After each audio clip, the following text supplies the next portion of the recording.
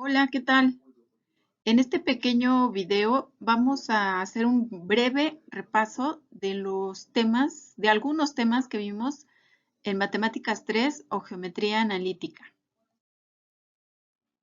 Vamos a recordar que la geometría analítica es la unión de la geometría plana con el álgebra y que esta tiene miles de aplicaciones en la vida diaria y algunas de las profesiones que la utilizan son arquitectura, ingeniería, astrología y en la física también.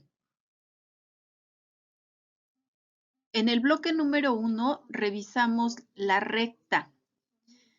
Para que nosotros podamos representar una línea recta en el plano cartesiano, vamos a primero identificar las características del problema que se nos plantee o los datos que nos están dando de la situación o problema. Y en base a ello, nosotros vamos a identificar de todas las ecuaciones que existen de la línea recta, cuál es la que tenemos que utilizar. Vamos a utilizar la ecuación punto pendiente cuando se nos proporcione un punto en el plano cartesiano y la pendiente o tangente de la recta. Vamos a utilizar la ecuación de la recta dados dos puntos cuando únicamente se nos proporcionan, como su nombre lo indica, dos puntos en el plano cartesiano. La número 4, que es la ecuación pendiente ordenada al origen, es cuando se nos esté indicando el ángulo de inclinación o la tangente de la recta y la ordenada al origen, es decir, el valor sobre el eje de las y's. Y la número 5, que es la ecuación de la recta en su forma simétrica, es la que nos va a indicar en qué coordenadas se están cortando los ejes, tanto el eje X, que representa la A minúscula, y el eje Y, que representa la B minúscula, es decir, la abscisa al origen y la ordenada al origen. Entonces, la ecuación 2, 3, 4 y 5 nos van a ayudar a encontrar la ecuación general, que es AX más BY más C igual a 0. Luego entonces nos sirven para encontrar la ecuación general que podemos graficar en el plano cartesiano y ver si la recta se inclina a la derecha, si se inclina a la izquierda, es decir, si hay un incremento en las variables o un decremento. En relación a la circunferencia, aquí lo que vimos es que para que yo pueda trabajar con una circunferencia debo de tener siempre o conocer siempre dos datos que son los importantes. El centro de la circunferencia y cuánto mide el radio. Si a mí me hace falta alguno de estos dos datos, yo debo encontrar la forma de obtenerlos para poder graficar en el plano cartesiano la circunferencia y poder obtener la ecuación.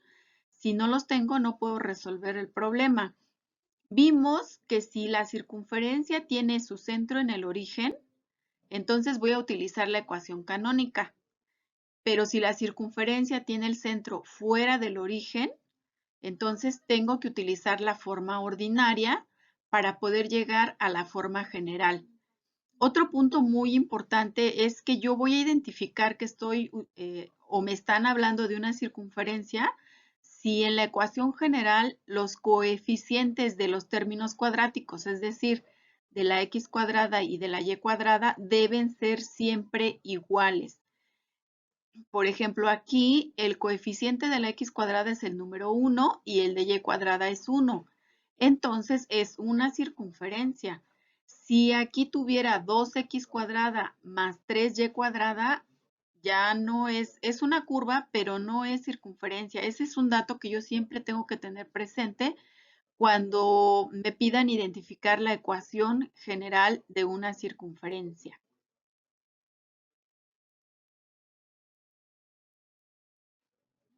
La parábola es otra de las cónicas que revisamos y de la cual yo tengo que identificar todos sus elementos para poder graficarla.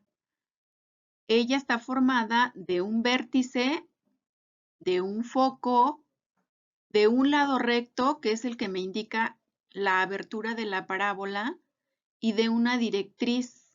¿A qué distancia va a estar la directriz del vértice y el foco del vértice? Va a estar a una distancia llamada P o parámetro, y que es la que me va a determinar el tamaño y la orientación de la parábola. Yo tengo que identificar que hay 4 tipos de parábolas. Se llama parábola horizontal y parábola vertical, pero la parábola vertical es aquella que puede abrir hacia arriba, positiva, o puede abrir hacia abajo, negativa. La parábola horizontal es aquella que puede abrir a la derecha, positiva, o a la izquierda, negativa. Dependiendo de la orientación o la abertura que tengan, va a cambiar la fórmula que yo voy a tener que utilizar. Por eso es que en este tema yo tengo que estar muy atento a los datos que se me proporcionan y los elementos que la conforman.